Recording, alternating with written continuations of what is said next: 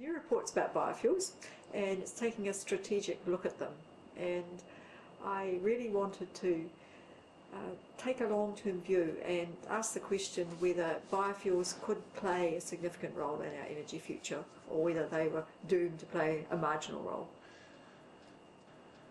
I had done some earlier work on biofuels, and that was particularly concerned with a couple of bills that came before Parliament. The first one of those was intended to set up a biofuel sales obligation, where a certain percentage of petrol and diesel had to be biofuels, and it was very surprising when I, as Environment Commissioner, said the bill should not proceed.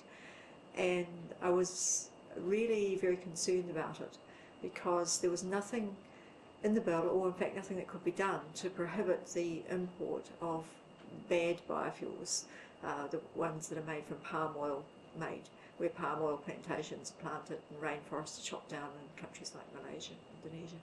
So it seemed as if you forced this input of biofuels, then the fuel companies, for obvious reasons, would choose the cheapest ones, and the cheapest ones might be bad ones. So that really triggered off my interest in it and concern around it. We do have biofuels do play a small role now. In New Zealand, some tallow is made into diesel, and tallow is a byproduct of freezing works, and whey is a byproduct from the dairy industry, as in Miss Muffet and curds and whey, is made into ethanol.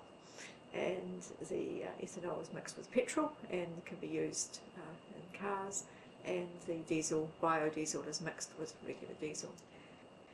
There's not much room for growth, and so there are limits. There's only a certain amount of whey. There's rather more tallow that could be used, but nonetheless, compared with the petrol and diesel that we currently use, the amount of biofuel we have is minuscule, really, not to beat around the bush.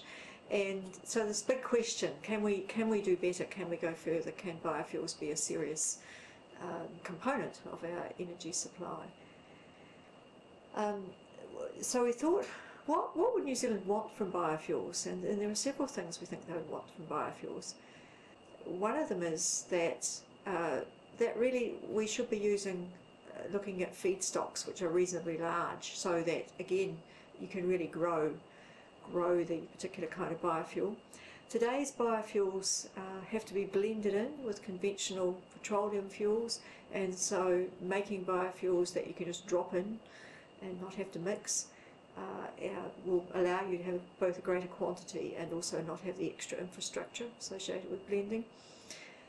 Also seems strategic to focus on diesel, because if we're interested in energy security, diesel is much more important than petrol. If biofuels are to play a significant role in our future, then we need drop-in diesel made from wood. Drop-in diesel from wood. It's quite refreshing to be able to sum up a report in such a short phrase. So at the end of the report, I'll make a number of recommendations to ministers. One of them involves the extension of the current biodiesel grant scheme that the government has. Another one is focused on trying to keep out the import of bad biofuels from other countries. Not that all biofuels from other countries are necessarily bad, but some of them certainly are. And there's 4 recommendations in total, but I would encourage you to read the report if you're interested. You can get ring up the office or email in and get a hard copy, a paper copy, or you can download an electronic copy from our website.